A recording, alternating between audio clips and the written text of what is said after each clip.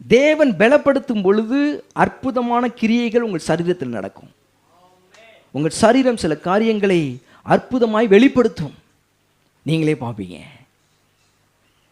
தேவனை நம்புகிறேன், தேவனையே நம்புறேன்ற இடத்துக்கு வாங்க. தேவனை நம்புகிற இடத்துல நிற்காதீங்க.